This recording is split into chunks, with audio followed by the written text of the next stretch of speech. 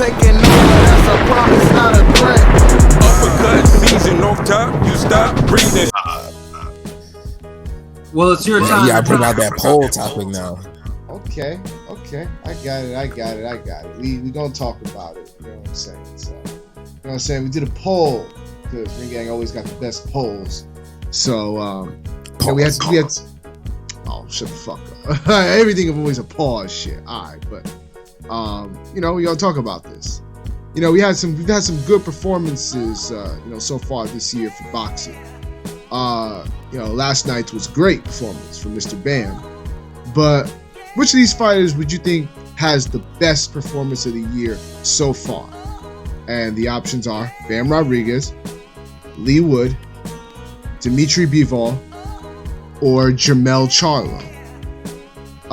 We got 62 votes so far. Go vote. You know what I'm saying? It's up for a minute, so go vote. And 62 votes and 42% said it's Jermell Charlo. Jermell Charlo had the best performance of those four. Closely followed by Bam with 34.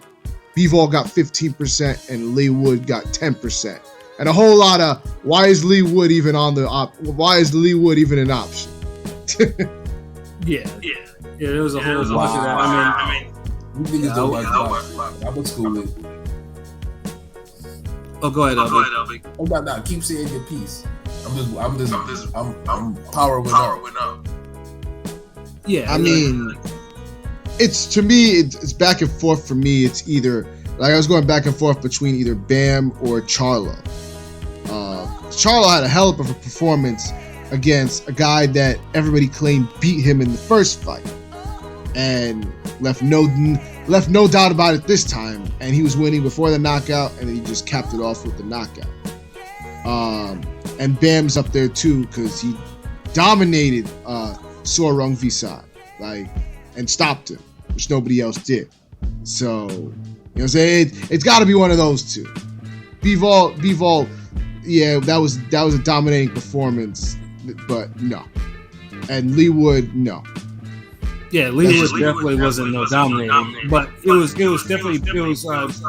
back and forth though. He came back from a knockdown that probably should have put him away. He almost got first round knocked. He got knocked out in the first round, and then he had to come back. Over the course of 10 rounds to make the shit close, even scoring a knockdown. Before he ended the fight in ridiculous fashion by sending dude out of the ring unconscious. And he still gets props for that. But yeah, but that's where the argument where I see why we put him as a choice.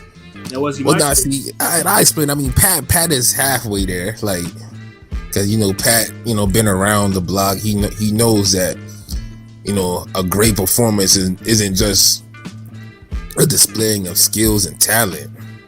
Mm-hmm. Everybody else on that list fought somebody who was just as good as them or had more experience, but they didn't fight someone who was more talented to them, who was a real blue chip Olympian type nigga. Mm-hmm. That's one thing. Stylistically, Lee Wood had the worst matchup, and he was an underdog. Sure was. So people forgetting about that. Michael Conlan, if you was to make the Michael Conlan version of anybody at those weights, there'd be a problem for each of those fucking fighters. You give Jermell Charlo a fucking Michael Conlan at 154, and that's a fucking fight. Yes, sir.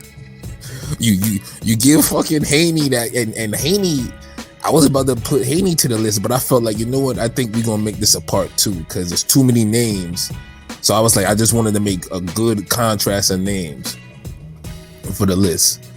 So and that's just what Lee Wood was up against.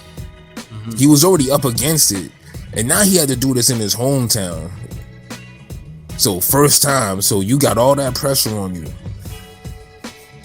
The fact that he starts out, he has to come back from a knockdown, and someone who's quicker than him, and he he can't find a way to get out of the way of his opponent's best punch. Right. So basically, you had to beg to get these 2 quarters to play Street Fighter 2, and the niggas start throwing fireballs at you, and you can and your jump button is fucked, and you haven't figured out how to block yet. And on top of that, dude was most likely concussed too from the first round on. Doing yes. Now the fact that he didn't panic and say, you know what, let me start, turn into a ballerina, nigga. Let me dance around the ring. Let me get my Laura on. Let me turn into Miguel Cotto when he fought Love More and Do and Margarito and Shane Mosley and Claudia, and you get the picture. He didn't do all that bullshit. He said, you know what? I'ma stick to the motherfucking plan. Walk this dude down. When he's done throwing, I'ma keep him at the end of my jab, and I'm gonna work his body. And when it's my time to really step it up, I'm gonna step it up. And he kept doing that. He found his success. He kept the fight close. And when it was time for him to separate, he fucking separated. The shit that we praised Charlo for all the fucking time, this guy did it against someone who was way better than him. And he did it at the perfect moment. And took this guy out the fucking ring. He knocked all the quarters out the fucking machine. That was it. You cannot tell me with all of that going against him and all he had to overcome that he don't deserve to be on that fucking list. It ain't always about the fucking skill, because we haven't seen Charlo have to do that. It took him 2 fights to do that. Matter of fact, there's nobody else in boxing right now who was more right about those Charlo and Castano fights than me. And Charlo would be the only other nigga I would pick over Lee Wood right now for performances. Right, and he's actually my choice, because Charlo, what Charlo did against Castano, like I said, I thought Castano, I didn't pick him for the first fight, and I thought Castano actually beat Charlo. I was like, yo, this was like, that was a clear win though. But Charlo turned that shit all the way the fuck around to stop a guy who had, who had probably, I don't think has even been dropped. So it's like that spoke levels. That was the type. And he integrated the footwork and the countering. Like Charlo really looked like his fucking best. Right. So it's hard. Like you could make a strong case for each person. Like to me personally, I picked Lee Wood. I got no problem. But my next vote would have been Charlo. As far as fucking Bam, you gotta remember 4-1 favorite. I picked him to win anyway. He was a younger, fresher guy. He stopped him. It's like he exceeded expectations with the stoppage and everything. It was good, great performance. He took some good shots, but early KO. Like shit, you're not wrong for picking that. Right. And what was the last person? Bivol. Look, Bivol. You could pick Bivol. He was a 5-1 underdog. Going against a guy who I've said on here repeatedly has like SNK boss plot armor. He has like Attack on Titan plot armor. Like you can't beat this motherfucker on no cards. And this is after me seeing Golovkin beating him twice, and Laura almost could really deserve it, could get a draw. Trout, another close one. Like in the multiverse, Canelo has 3 losses. Right. So with all that said, and Bivol did everything he was supposed to do. It just Bivol never put in another gear. He never tried for the knockout. Never really tried to beat his ass. So I can't say it is the most complete performance like a Charlo and Lee Wood, because them niggas, they turned it up when they had to. But Charlo, was coming, but Lee Wood literally like fuck it, like. You go like he hit what was those quick time motion in them games where he hit R1 the right time. Yeah. And what Bivol does, Bivol, even not coming out of his first gear, Bivol rarely, if ever, comes out of his first gear. And true. And then he's still at least beat, and he outboxed Canelo at least 10 rounds. 10-2. So it's like with that said, you can make a case for each person. Like this is one of the polls where nobody's wrong. Because we've seen examples of each fight and a guy failed to impress. Each fight we was impressed. We've seen how many times a Bam is in his a guy like Bam is in the Bam position and he goes a distance with Soren Visai. You know what we call that? Danny Garcia versus Eric Morales 1. Yeah. Yeah. You see what I'm saying? Like we've seen Bivol versus Canelo. You know what we call that? Trout versus Cotto.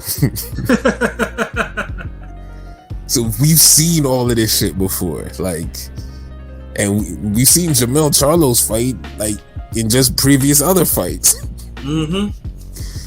And Lee Wood, I mean, we seen the ending, but we didn't see the. It's like the move. You just saw the ending. The last fight wasn't the ending. Like he dominated. So, but yeah. So all the people who thought seeing Lee Wood on there is crazy, just remember, you know, toughness and determination and sticking to a game plan and executing and turning on the switch. You know, that's just as great as them. You know, putting on your boxing shoes and spinning around in the ring and doing pivots and double left hooks and. Right. And all that little pretty shit. Like, yeah, that's cool, but you know, when a guy ain't as tough as Lee Wood and he could do all the pretty shit and he lose, y'all be the first motherfuckers that say he got exposed. Exactly.